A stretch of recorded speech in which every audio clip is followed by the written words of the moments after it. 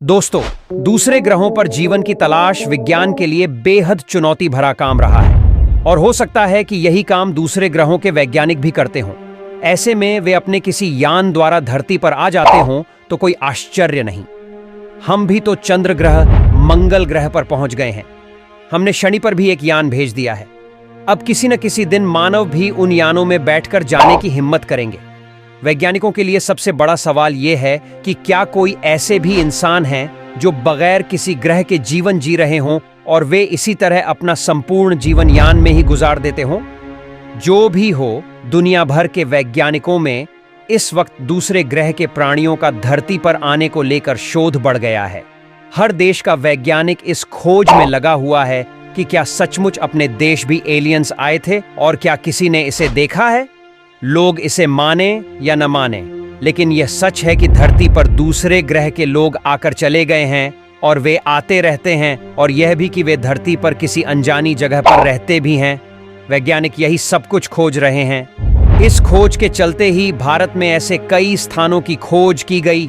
विश्व भर के वैज्ञानिक मानते हैं कि धरती पर कुछ जगहों पर छुपकर रहते हैं दूसरे ग्रह के लोग। उन जगहों में से एक हिमालय है।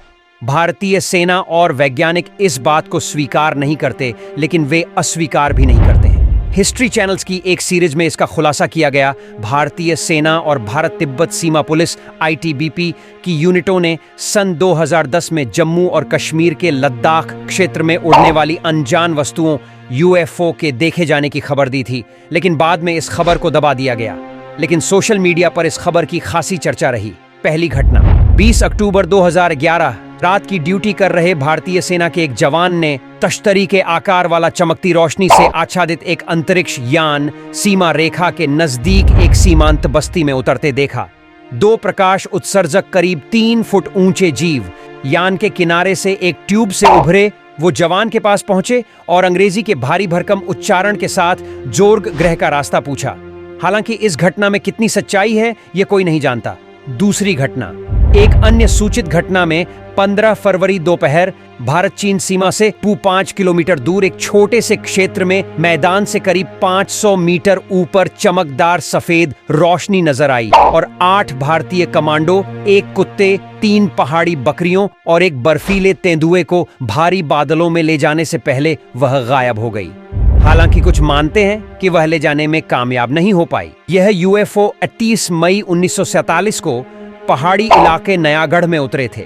इस घटना के 1 माह बाद ही न्यू मैक्सिको के पास एक संदिग्ध दुर्घटना हुई थी। इसके बाद अमेरिकी वायुसेना ने दुर्घटना स्थल से एक उड़न तश्तरी को बरामद करने का दावा किया था।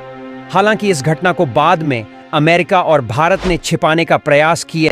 1300 किलोमीटर का सफर तय करके अमरकंटक से निकलकर नर्मदा, विंध्य और सतपुड़ा के बीच से होकर भड़ूच के पास खंभात की खाड़ी में अरब सागर से जा मिलती है। नर्मदा घाटी को विश्व की सबसे प्राचीन घाटियों में गिना जाता है। यहाँ भीमबेटका, भेड़ाघाट, नेमावर, हरदा, ओंकारेश्वर, महेश्वर, होशंगाबाद, बावनगजा, अंगारेश्वर, शुलपाणी आदि नर्मदा तट के प्राचीन स्थान हैं। नर्मदा घाटी में डायनासोर के अंडे भी पाए गए हैं और यहाँ कई विशालकाय प्रजातियों के कंकाल भी मिले हैं।